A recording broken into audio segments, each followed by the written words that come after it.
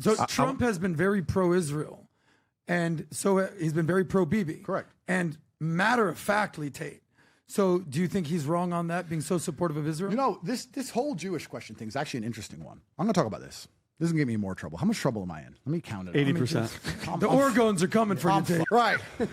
T, we're going to jail. Pack a bag. Tristan. Right. Pack a bag.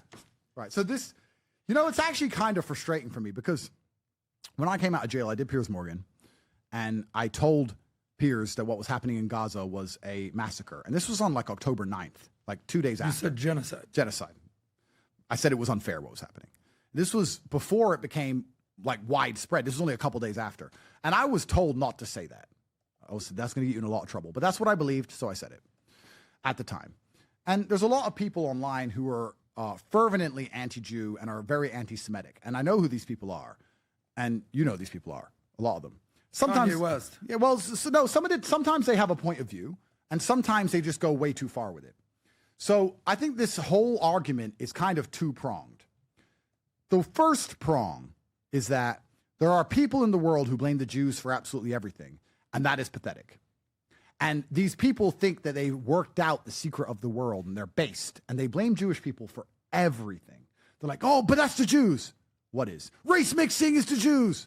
Maybe they're attacking me for supporting race mixing. My dad is black, my mother is white. Why do you think the Israelis called me and told me to say this? It's my upbringing. Or they'll say, oh, but you can't get a girlfriend because the girls have all been subverted by the media. That's the Jews. How did the Jews keep you out the gym? Because your arms are skinny, bro. Like, how did the Jews stop you from being a man they want to fuck? Explain that to me. Like, they go so far with it. They go so far with it. And if you try and point this out, you're instantly a Mossad agent. Even I get this. After defending Palestine and risking my life, because they could have locked me back up and I was told not to, they're still not happy with me because I don't go far enough with blaming the rain on the Jews. It rained outside. You didn't have an umbrella. The Jews did it. So there's the psycho side of it. Mm-hmm. But as a rational person who likes to see both sides of the argument, I would also argue it is interesting that it seems the only influence over the American government that we're not scared about or we don't measure is the Israeli influence of the American government. It seems they do have some control over the American government. They do lobby heavily, and nobody talks about it in a negative way. Whereas if the Chinese do it or the Russian do it, there seems to be a big problem. It doesn't seem to be measured when Israel does it, and nobody seems to be concerned by it.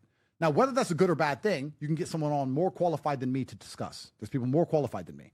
I would argue as a rational, intelligent individual that the American government should be pertinently aware of all influences that are put on it. Shouldn't you measure them? I'm not saying even stop them, but shouldn't you know? Because, let me ask another question. This is a thought experiment. If you allow a nation to influence your nation, and you allow it to happen unchecked, who's influencing the influencer? I don't know this at all. This is off the top of my head. Who says Israel's not being influenced by China, Russia, whoever? What I'm saying is they can be a conduit if you allow it to be unchecked.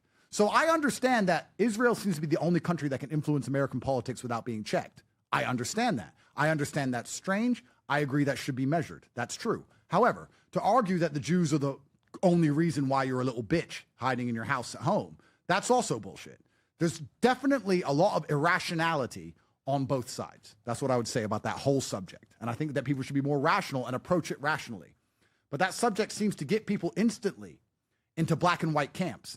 And those are the subjects that are hardest to discuss. I love the breakdown. Where there's no subjectivity. That's the part of the breakdown. See, this is, because in this breakdown, the way you just eloquently put together, guess who can be right? Both sides. Yeah. Mm-hmm. Because it's like, no, Trump did this, and that's he's owned. He's this. Maybe he's just being strategic. Yeah. No, but that side, they have control of everybody. Maybe they do have a little bit. No, they don't. Maybe they do. That's the subjectivity. The keyword you're using here is that.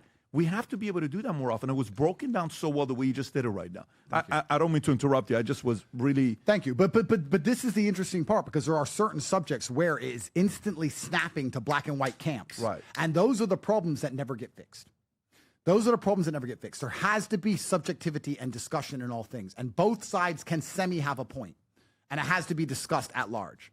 So it's actually, I would make this point, actually, for the people who are truly fearful of Israel and truly fearful of Jewish influence, you hinder yourselves by not being open to rational conversations, by not being invited on speaking podcasts, by not being open to ideas, because you don't accept that not every single thing on the planet is the Jews. If you want to be reasonable and responsible and have interesting and open conversations, you'll get a lot further. But when you put up this wall of every single thing is Jews, every single thing they've ever done, every single thing, you're just going to destroy destroy your own movement. Because when me, a half-black Muslim who defended Palestine, is being accused of being a Mossad agent, you may have gone too far. Perhaps. Guys, maybe you've gone a bit far. But, I mean, I guess it doesn't cross their minds. Because I promote race mixing, because my mother's white and my father's black, it looks like I work for the Jews. So... what can you do? Well, Tate, you're hired. Don't worry. I'll get you. I was about to get you a discount. I'm going to get you a 10% discount. Get the yarmulke. I got you. Get the yarmulke There in is here no right discount. now. I wouldn't get one. We'll bring Tristan in. I was about to say, if I was hired, where's my money? Save that money, Tate. Save that money. Because they ain't paid on yet. And, you know, but we're going to get you another Protect Philippe. But you know. With the diamonds. You know, it truly is interesting. How many people cannot have a rational conversation ever? Because I am perfectly capable of arguing against every point I argue for. I'm perfectly capable of it. So what you're supposed to do. That's You're a playing reason chess of a against man who yourself. can reason should do that. Absolutely. But these people are incapable of having rational, subjective conversations ever.